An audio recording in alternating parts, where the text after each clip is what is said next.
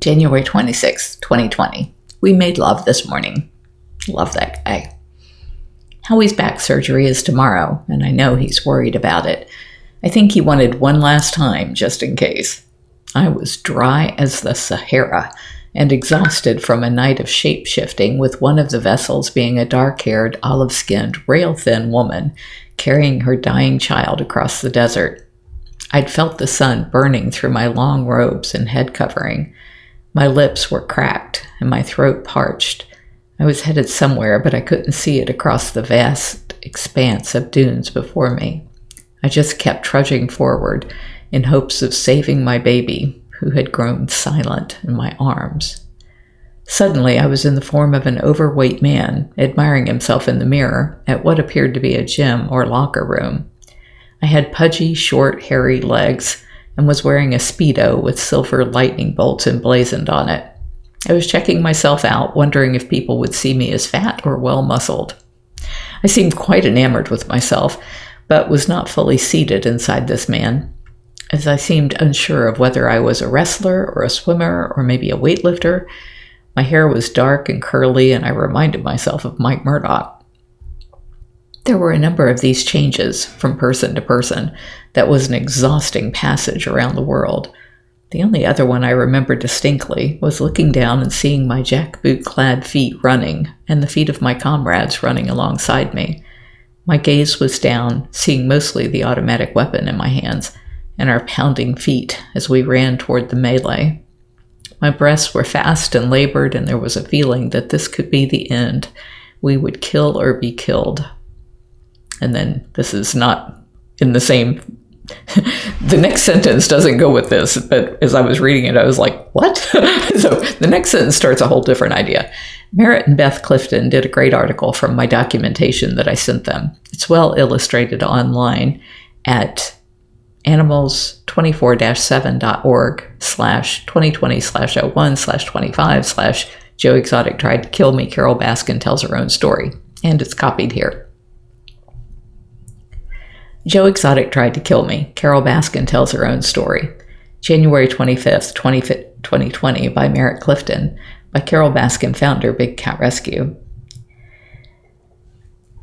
In Joe Exotic Gets 22 Years in a Cage for Murder Plot, reporting how Joseph Allen Maldonado Passage, also known as Joe Exotic and formerly known as Joe Schreibvogel, age 57, came to be serving possible life sentence in federal prison for plotting to kill me, Animals 24/7 recounted that, quote, the FBI investigation leading to his conviction began after Joe Exotic in November 2017 gave $3,000 to a worker at his Greater Wynnewood Exotic Animal Park in Wynnewood, Oklahoma, as a down payment on a contract to kill Baskin. The worker contacted the FBI instead, unquote. The full story goes back further than that and reveals a great deal more about the exotic wildlife trafficking in the U.S., many of the key participants, and why exactly Joe Exotic wanted to kill me. After Big Cat Rescue exposed many of his dealings, sued him successfully for misusing the Big Cat Rescue name, and put liens on his property. Lacey Act violations alleged in 2015. Back in 2015, Joe Exotic took animals from Yogi and Friends in Louisiana. Wildcat Conservation Legal Aid Society Executive Director Carney N. Nasser believes there was something about the transaction that violated the Lacey Act, the federal law governing interstate wildlife transactions. Nasser wrote it up and turned it over to the U.S. Fish and Wildlife Service agent Matt Bryant, but it is hard to build a case that can be prosecuted unless there is an inside whistleblower, and as there was none yet, her allegations apparently did not advance. In 2018, Jeff Lowe, who bought the Greater Wynnewood Exotic Animal Park from Joe Exotic, put former International Wildlife Center and Jungle Paradise Zoo owner James Garretson up to calling me to find out if I would pay him to leave the Greater Wynnewood facility, also known as the GW Zoo.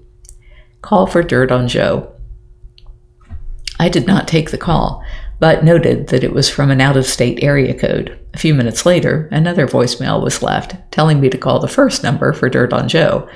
I did not call either number. My husband, Howie, gave both numbers to our attorney, who turned them over to the federal prosecutor's office. The prosecutor knew about the investigation initiated by Nasser and turned the numbers over to Matt Bryant. When Matt Bryant called the first number, he got a longtime wildlife exhibitor James Garretson, and presumably started asking about wildlife trafficking. In the course of the conversation, almost as an aside I think, Bryant asked if Garretson ever heard Joe Exotic threaten to kill me. James revealed that he had heard Joe Exotic had paid Jeff Lowe's associate Frank Allen Glover $3,000 to come to Florida and kill me. James Garretson had been part of the scheme, as he helped Glover, a convicted felon, to get fake identification in Texas so that he could travel to Florida. That's when James Garretson agreed to wear a wire and introduce an FBI agent to Joe Exotic as a better option as a hitman. Much more came to light during the March-April 2019 murder-for-hire trial that eventually followed. I testified on March 27, 2019. Prosecutor Amanda Green would ask a question, usually just needing a yes or no answer, but I took the opportunity to explain all the background that I thought the jury would need to make a decision.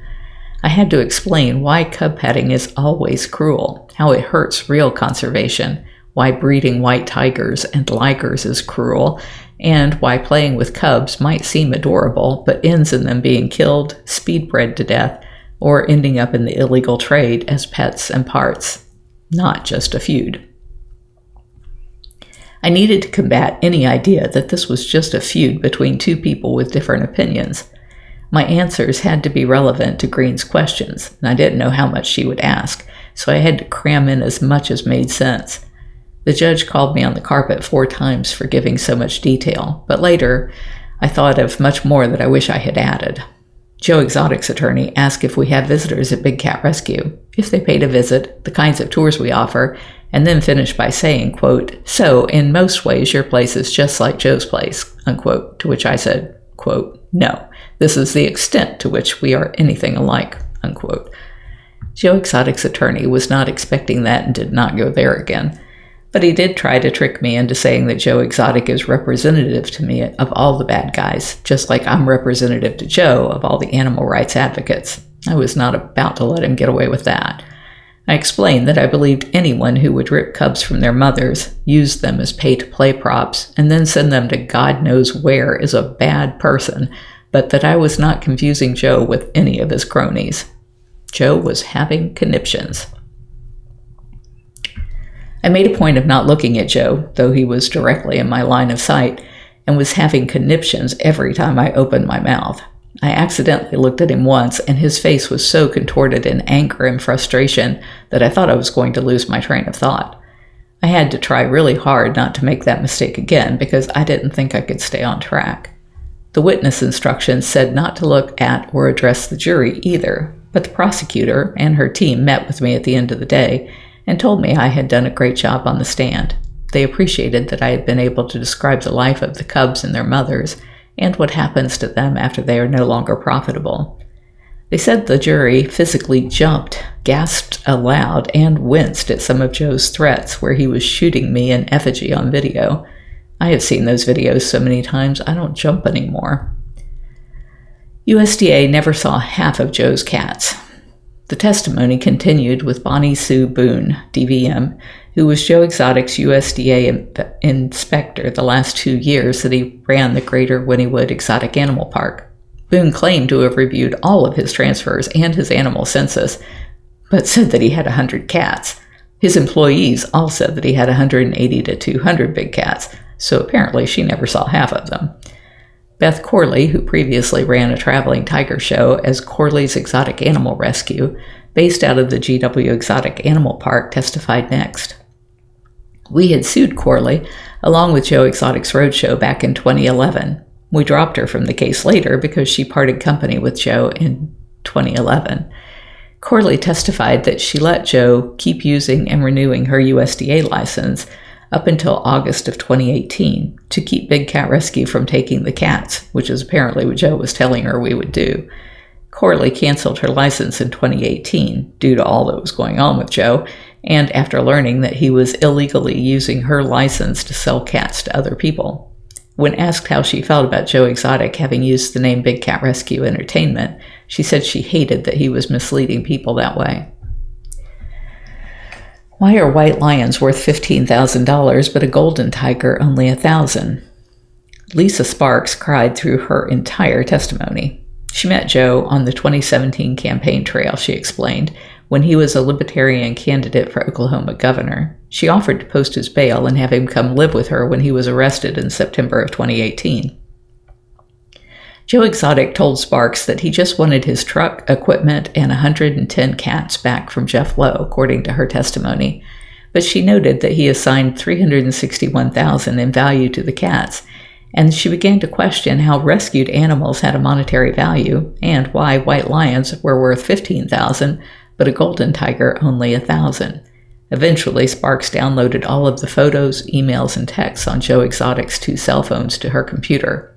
What she saw caused her to contact law enforcement. Transporting. Witness Marcia Davis testified that she met Joe in 2015 after losing her son. She and her husband did odd jobs around the GW Zoo and helped to rebuild the studio and alligator area after the zoo had a fire. In June 2018, Davis testified she helped John Finley transport animals on Joe's behalf to Branson's Wild World in Branson, Missouri. They took servals, tigers, and lions, among other kinds of animals. Davis testified that the people at Branson's gave Finley's girlfriend Johnny and Finley himself $5,000 in cash that they counted in front of her. Later, she saw John Finley give the entire package of cash to Joe. Marcia also testified that she and her husband later drove 2 Tiger Cups to California. She was paid $800 for gas money for the trip. FBI didn't take threats seriously at first. Andy Faribault, the FBI agent brought in by Special Agent Matt Bryant in February 2017 to review Joe's online threats against me, testified that he decided then that the threats did not warrant any action. In September 2017, however, Bryant updated Faribault about Gerritsen having become an informant. On November 6, 2017, after outfitting Gerritsen to record conversations, Bryant and Faribault learned that Joe Exotic had hired Frank Allen Glover to kill me, and that Glover had traveled to Dallas to obtain a fake ID from Smith Electric sign. On November 8, 2017, Faribault testified Gerritsen recorded a conversation with Glover saying he was supposed to take a Greyhound bus to Tampa on November 17th, 9 days later. A goodbye prostitute and burner phones. In order to make sure Glover didn't leave without letting Gerritsen know, Faribault said Gerritsen promised to provide a goodbye prostitute for him. The FBI got a warrant to ping Glover's phone so they could track him. It would ping every 15 minutes so long as the phone was on. Gerritsen was also able to record conversations, showing that Jeff Lowe knew about the murder-for-hire plot, and that he was clearly in on it, Faribault testified. The FBI prepared to be in position to swoop in and arrest Glover and Joe Exotic with 2 bus stations staked out.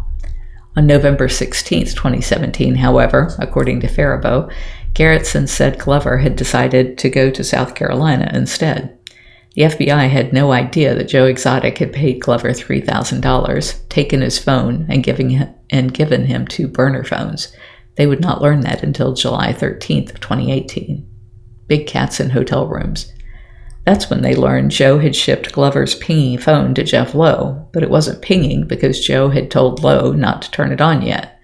The defense testified that Lowe had been arrested on November 16th, 2017 on wildlife trafficking charges related to having big cats in a residential neighborhood for pay-to-play sessions and taking them in baggage to hotel rooms for the same purpose. Since Glover's whereabouts and activities were unknown to all, including Joe Exotic, the FBI had Gerritsen suggest his friend, the undercover agent known to all as Mark, as a substitute. Joe Exotic met with Mark on December 8, 2017, and told him he was trying to raise the money to pay him. Joe Exotic was also, as we later discovered, still texting and calling Glover, presumably trying to get him to get killing me done. Mark told Joe he needed a gun, 2 burner phones, and a down payment on the job. Wait for spring break. Joe kept delaying payment to Mark, saying he needed to wait until spring break when there would be lots of cubs and paying guests. This went on until March 28, 2018, during the same time that Joe Exotic was distracted with his unrealistic gubernatorial race. Gerritsen and Joe Exotic had a breakup on March 28, 2018, according to the trial testimony, that left Joe with no way to contact Mark. Since the FBI could not pursue that route and thought Glover was still in Wynnewood, they used the time to start investigating people who might have knowledge of Joe's murder-for-hire attempts. These people included Jackie Thompson and Ashley Webster, who had both called me saying Joe had tried to hire them or people they knew to kill me. $100,000 kickback offer. In May 2018, according to the trial testimony, Lowe told Gerritsen he would pay him $100,000 if he could get me to buy the Greater Wynnewood Exotic Animal Park from him for $500,000. That is when he tried to call me and text me and left the messages that I never returned. On June 6, 2018, Lowe demanded immunity to talk to the FBI and the U.S. Fish and Wildlife Service. Lowe turned over Glover's phone that Joe had mailed to him in Las Vegas, Nevada, as Glover's alibi to be turned on while he was killing me in Tampa. They met under Rule 11, which provides that the testimony by an informant will not be used against the informant except under extreme circumstances. In July 2018, Glover met with Faribault and turned over the 2 phones he had. Target practice. Information extracted from the phones showed that on November 25, 2017, Joe had screen captured a dozen or so photos of me, the Big Cat Rescue logo, and the sanctuary address so that Glover would know who and where I was. Glover reported he was to hide in the trees along the Upper Tampa Bay Trail and shoot me from a distance as I biked to or from work. Joe took Glover out target practicing to make sure he could do it. Faribault testified that Robert Engesser of Jungle Safari in Trenton, Florida, a frequent purchaser of cubs from Joe Exotic, bought cubs from him on November 22, 2017 in Kokomo, Indiana. Faribault interviewed Engesser and determined that the sale is what gave Joe the cash to hire Glover. In other recorded calls, Joe Exotic admitted that he had shot 5 tigers, one of the wildlife crimes for which he was eventually convicted. From Big Cat Show to jet ski rental. On trial day 3, James Gerritsen took the stand.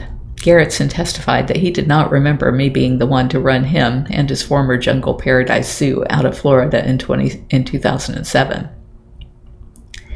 Gerritsen said he had known Joe Exotic for 20 years, beginning when he had lions at his International Wildlife Center near Dallas. When the laws changed in Texas, Gerritsen moved his cats to Joe's facility in Oklahoma. From 1997 to 2007, Gerritsen had a traveling cub petting show like Joe's. I think he was in Florida from 2007 to 2009, and then moved to Ardmore, Oklahoma with 13 tigers. In 2011, Gerritsen sent his cats to someone in Indiana. He invested in a strip club, and then later other bars, and later still he ran a jet ski rental business on the beach in Marathon Key, Florida. Pizza parlor. In 2016, flush with cash from tourism, Gerritsen bought 2 tigers from Joe Exotic for $5,000, he testified. His girlfriend got a USDA exhibitor's license because Gerritsen's own license had been revoked, and they began building cages in Ardmore. Gerritsen invested about $12,000 in a pizza business at the GW Zoo, he testified, with the understanding that he, Lowe, and Joe would split the proceeds, but no proceeds were ever split, and he demanded repayment. Joe gave him a check for $5,000 and 2 tigers. Gerritsen said all of Joe's transfer forms were marked as a donation, even though he had paid for the cats. Gerritsen testified that in 25 years of involvement with tiger dealers, he had never seen anyone check anything other than donation to describe a transaction, regardless of the amount of money changing hands. Gerritsen described several similar deals involving tigers and a lemur. Cockroach trainer. If Joe Exotic had settled with us after we sued him for using the Big Cat Rescue name, and had just agreed not to breed cubs and not offer cub handling, he might still be running his zoo. Instead, Joe Exotic will spend the next 22 years in a federal penitentiary where, as Jeff Lowe told media, the only way he will ever own another animal again will be if a cockroach invades his cell. If you're enjoying my diary, please like, share, and subscribe. You can find other ways to connect to me over at bigcatrescue.org/Carole.Baskin.